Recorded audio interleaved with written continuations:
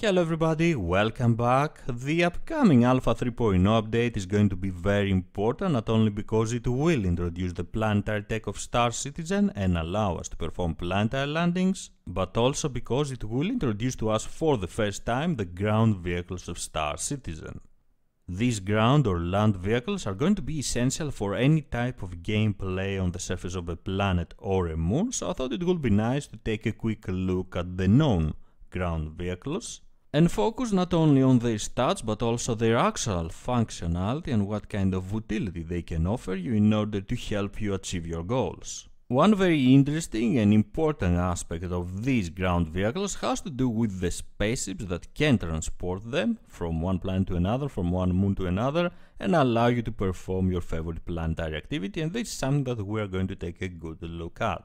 Right now there are only 4 ground vehicles known, with 3 of them coming with the Alpha 3.0 update and the 4th one, the Cyclone, scheduled for a later update, for a future update.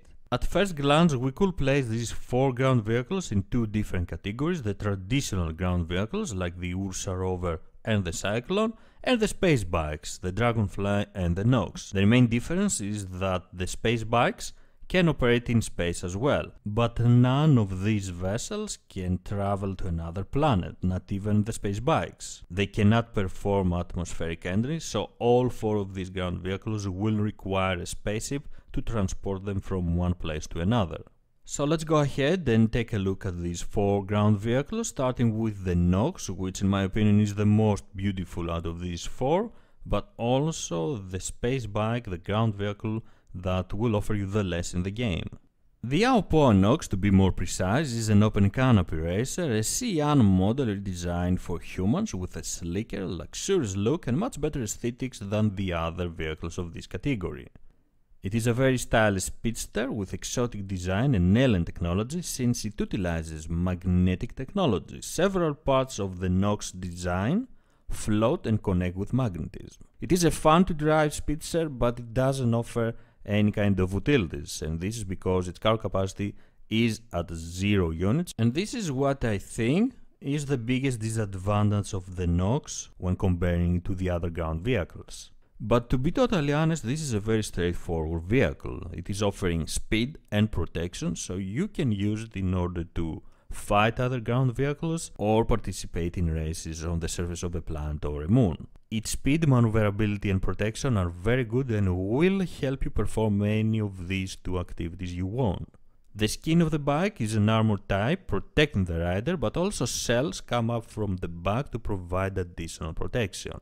It can only carry 1 rider, and its weaponry, like most of the other ground vehicles, consists of 2 size 1 weapons, which sound really weak when we are comparing them to other spaceships, but they can be in reality devastating against other ground vehicles and more specifically infantry. Another activity that the Nox could perform with success thanks to its speed and maneuverability is of course scouting. Now the important question: what kind of spaceships can transport the Nox? It will be very easy to be transported with a rework, the new Catalyst Black that will come with the Alpha 3.0 update, a free Lancer and a Constellation, and obviously anything bigger. According to the developers, it could also fit in an Avenger or Reliant, but it will not be secured, and I don't know how dangerous it will be having a loose Nox in the back of your Avenger. Despite the fact that it cannot carry any loot or samples to bring back home because of its cargo capacity being at 0, it is still a fun and fast vehicle that will help you reach your destination as fast as possible and fight other ground vehicles or infantry with ease. The Dragonfly, on the other hand, is an ultralight space bike from Drake with a limited cargo capacity. The fact that it has some cargo capacity though, it is making it an utility vehicle perfect for exploration or collecting samples. It has a durable and simple design, and it focuses on functionality rather than luxury or looks. It also has the ability to carry 2 riders, so you can go out there and have a friend or an NPC coming with you in order to assist you and provide extra protection. The Dragonfly will always have a half unit of cargo capacity by having 2 0.25 unit containers on the rear sides, But you can also choose to replace the second seat for an optional half-unit cargo container, and in that way decide if you want to have another player or NPC with you and a half-unit of cargo capacity, or go solo out there with the maximum cargo capacity, which is going to be 1 unit. Still, this cargo capacity is going to be enough for a scientist or an explorer that wants to bring back some loot or samples and try to conduct research, try to see if a site is indeed viable. Like the Nox, his weaponry is kind of limited with 2 size 1 weapons only, but as we have mentioned already, these size 1 weapons are going to be devastating against infantry. Another great difference from the Nox is that it doesn't really offer any real protection like the Nox does, and the rider or the riders are going to be pretty exposed. So what ships can transport the Dragonfly? Like the Nox, it can be transported easily with a Catalyst Black, the new Catalyst Black, Freelancer and bigger vessels. But unlike the Nox, it will not be possible to deploy it from a Reliant or an Avenger, and this is probably because of the length of the Dragonfly, which is 1 meter longer than the Nox. This is the info we have right now, but it might change in the future, and it will be a really welcome change. For now, if you are the owner of an Avenger or a Reliant, you should take a look at the Nox if you are looking for a ground vehicle. These were the 2 space bags that we are going to see in the Alpha 3.0 update, and they are going to be really helpful if you want to travel fast, reach your destination and perform a specific activity. Let's go ahead now and take a look at the more traditional vessels, ground vehicles, starting with the Ursa rover that will also come with the Alpha 3.0 update. The Ursa is an all-terrain rover that comes with the constellation Aquila, and it is actually a rapid deployment vehicle originally developed to transport the UE Marines and obviously more appropriate for group gameplay. It has the ability to carry up to 6 persons, 2 in front and 4 in the back, offering them certain utilities like a weapon rack where they can store their weapons and use them in case of an emergency. As for each weaponry, it comes with 1 turret with 2 size 1 weapons like the other 2 vehicles that we have seen so far.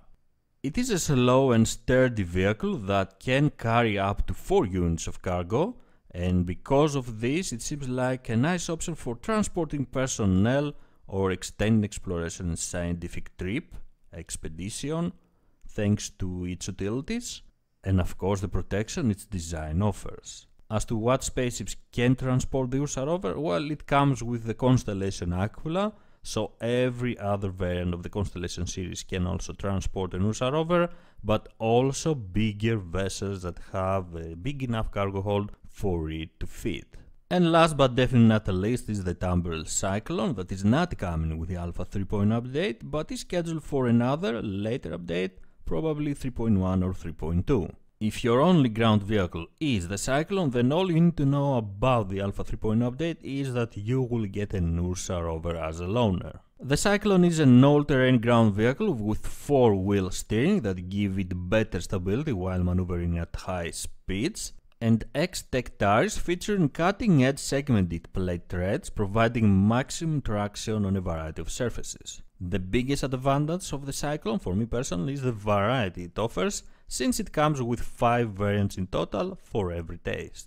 The base model of the Cyclone, like most of the other variants, has a maximum crew of 2 persons and an open flatbed in the back where cargo pieces can be safely secured and transported, making it a great vehicle for exploration and scientific tasks, but also for short-range planetary deliveries. The flatbed is offering a cargo capacity of 1 unit, which makes the base Cyclone a very good alternative to the Dragonfly if all you are looking for is a sturdy ground vehicle to perform some exploration with and bring back samples and loot. One thing we have to mention about the base model is that it has no weaponry and you will have to rely on your speed in order to escape from a pursuer, or the protection that the second rider, the second player that is coming with you, can offer from his seat, something that will probably be implemented in the future, the ability to use your weapon while seated on the Cyclone. The racer variant that comes with nitro boost and will be perfect for anyone that loves speed. The Recon variant that comes with an upgraded radar system and the ability to place beacons in order to call or guide your allies. So for example, if you want to find your enemy's location, place a beacon and guide your allies in order to attack them. Or you can simply help an allied vessel to land at a certain area under some very dangerous conditions. The turret model, that is one of the two Cyclone variants that comes with weaponry, it comes with a size 1 turret with one size 1 weapon and can have 3 persons as crew, 2 in front and 1 gunner. This variant seems to be very good for protecting or attacking convoys and ground installations. And the most impressive of the Cyclone variants, to me personally, the anti-aircraft AA Cyclone, that can offer a nice protection against fighters, bombers and dropships. It can be equipped with 2 size 2 missile racks that can have 2 size 2 missiles or 4 size 1 missiles, but also a countermeasure package with chaff, flare, smokescreen and a size 1 EMP. I believe that the anti-aircraft Cyclone, although doesn't sound very strong against other fighters and bombers, it might be a very good option as a support vehicle, especially in large numbers, in order to protect a certain area, a ground installation or a convoy, and that size 1 EMP is going to be very strong, especially against dropships that need to come close and deploy their troops. All the Cyclones, like the Ursa rover, can be transported by the same ships, like that rover, and although it technically fit in the Cutlass and the Freelancer cannot enter because their ramps are tapered. We might see this change in the future, and it will be a very welcome change because it will be quite awesome to have a Cyclone inside the cargo hold of our Freelancer and Cutlass Black and perform planetary exploration like this. These are the 4 known ground vehicles for Star Citizen right now, and I think as the game progresses, evolves and our options for planetary gameplay increase, it will be no surprise to see more designs in the future, more interesting designs, such as a tank-like vehicle, a hover tank, or even a dedicated cargo transportation vehicle. From the designs we have right now, I think my favorite one in the 3.0 update is going to be the Nox, based on its looks and functionality, despite the fact that it will have 0 cargo capacity. I would love to hear your thoughts and opinions about the ground vehicles of Star Citizen, the ground vehicles that we know now, which is your favorite, and what kind of designs would you like to see in the future or you think we are going to see in the future. Thank you very much for joining me. If you enjoyed the video, please don't forget to leave a like and subscribe for more. I am SquidofLove and I will see you around the verse. Bye bye.